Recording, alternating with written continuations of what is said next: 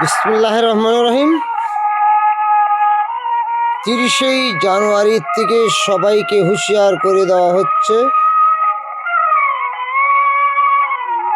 যদি আর একটি গুলি করে কোনো একটি মানুষকে হত্যা করা হয়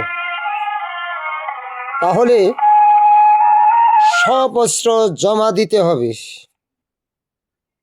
আর কার কাছে কয়টা অস্ত্র আছে সব লিস্ট বের করে জনগণের সামনে জমা দিতে হবে, তাহলে এই বাংলাদেশ নিরাপদ থাকবে। আর তা যদি না করা হয়, কয়টা অস্ত্র এই বাংলাদেশে সৈনিকের হাতে আছে সবটি লিস্ট করতে হবে। আর অস্ত্র ব্যবসায়ী যারা আছেন তাদের কাছ থেকে কে কখন অস্ত্র কিনে প্রতিটি অস্ত্রের লাইসেন্স ছবি সহ আমি এক মুক্তিযোদ্ধার সন্তান হিসাবে চ্যালেঞ্জ করে বলছি, আমার হাতে জমা দিতে হবে। কান দিয়েছে শুধু শোনার জন্য, মুখ দিয়েছে শুধু বলার জন্য। এই যে এতভাবে আমরা বলতেছি, দিন গেতে চার মানুষের মৃত্যু বেড়েই চলেছে। সেই জন্য যারা অস্ত্র বিক্রি করতেছেন, কে কখন কে অস্ত্র কিনে তার ছবি এবং লাইসেন্স, নাম ঠিকানা সহ আমার কাছে জমা দিতে হবে।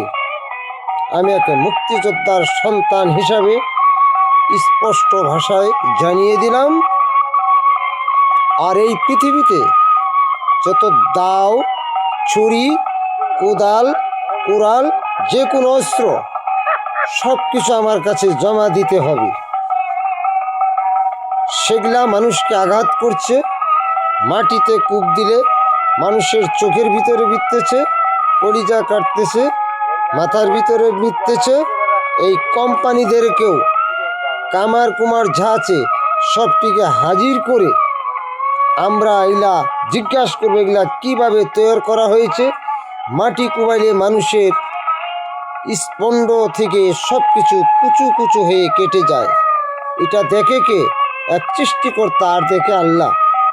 সেই জন্য সবাইকে সতর্ক করে দিচ্ছি যে আপনারা কুরবানি দেন আর যাই করেন, সব অস্ত্র আমার কাছে জমা দিতে হবে। আর জমা না দিলে যে ক্ষয়ক্ষতি হচ্ছে প্রতিটির জরিমানা দিতে হবে। সেই জন্য শেষবারের মতো আপনাদেরকে জানিয়ে দেওয়া হলো, কোনো একটি মানুষ যদি কোনো অস্ত্রের আঘাতে বা কোনো গুলির আঘাতে মৃত্যুবরণ করে তাহলে প্রতিটি গুলির হিসাব দিতে হবে। এই বলে বিদায় নিচ্ছি। আল্লাহ হাফেজ। শফিকুল ইসলাম, পিতা জেলতিকা নির্বাচিত চেয়ারম্যান, বিশিষ্ট বীর মুক্তিযোদ্ধা, 3 নং ওয়ার্ড, খাজনাগড়া, পুষ্পেছাড়া থানা, উপজেলা, ঘাটাল জেলা, টাঙ্গাইল। আল্লাহ হাফেজ। এই কথাটা জানি সবার কানে পৌঁছে যায়, এই বলে বিদায় নিচ্ছি। আসসালামু আলাইকুম। শান্তি হোক এই দেশে, মানুষে নিরাপদে থাক, এই বলে বিদায় নিচ্ছি। আল্লাহ হাফেজ।